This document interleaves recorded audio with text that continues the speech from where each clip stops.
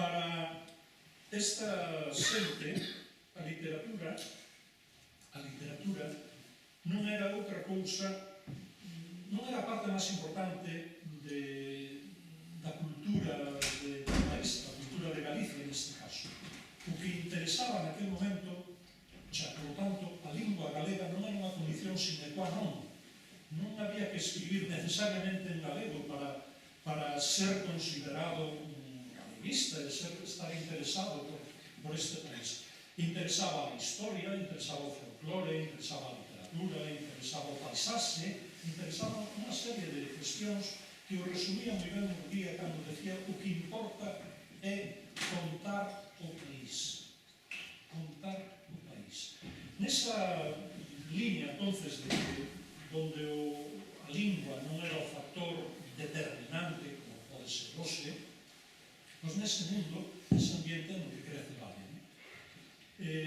O que importa, hai que estimular a autoestima do pobo galego, que é un gran desconhecedor da súa historia e da súa importancia.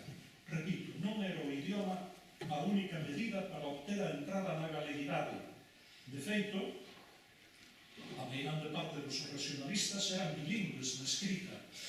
Xente como o propio Murguía, Alfredo Brañas, Benito Biceto, que podrían ser estes intelectuales deste momento, que escriben preferentemente en castelán, que utilizan tamén o galego. Non era unha condición, repito, fundamental neste momento, nese contexto histórico.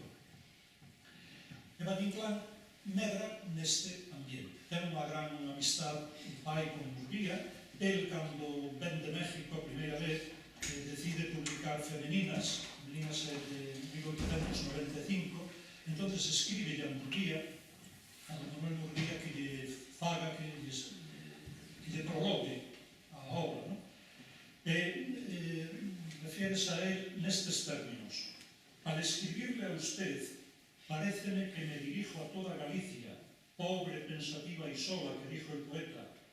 De tal modo encarna usted para mí el espíritu regional y el amor a la tierra, que en forma de hondísima saudade sentimos acá en América los que como herencia sagrada conservamos a través de los siglos un deje de celtismo que nos hace amar los robles carcomidos y las rocas vetustas de nuestras gándaras.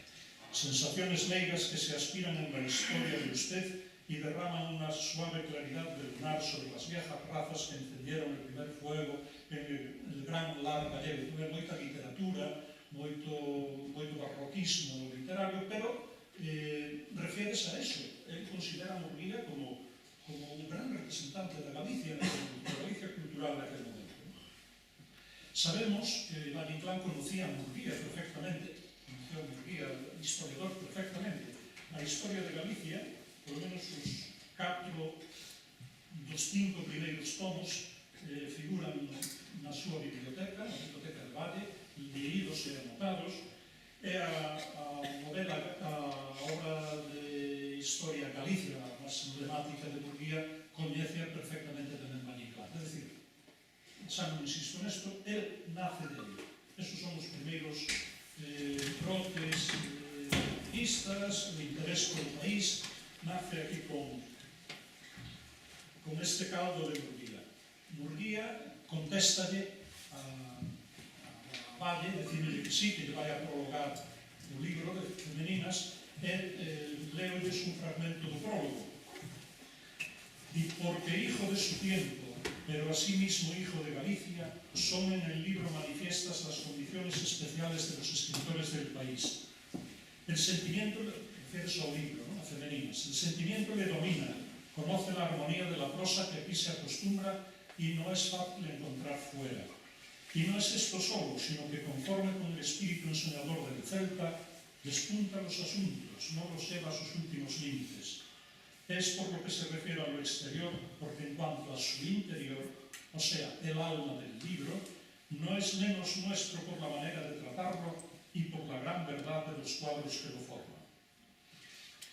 Murguía, que non era nada dado a gabar facilmente a escritores e a xente da cultura, como se pode ver, por exemplo, diatribas que tuvo con Capardo Bazán, Cuentas ajustadas, que escribía na Voz de Galicia, con ese título, unha serie de artículos tremendos en contra de Doña Emilia.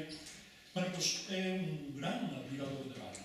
Entende que Valle Inclán, ese Valle Inclán primeirizo que está empezando a escribir, que logo escribirá Sonatas de Otoño, onde un día referendará todo o que dixo en femeninas, dáse conta de que ese é o espírito, eso é o camiño que hai que seguir, falar de Galicia, contar Galicia, enseñar Galicia aos galegos e aos de fora.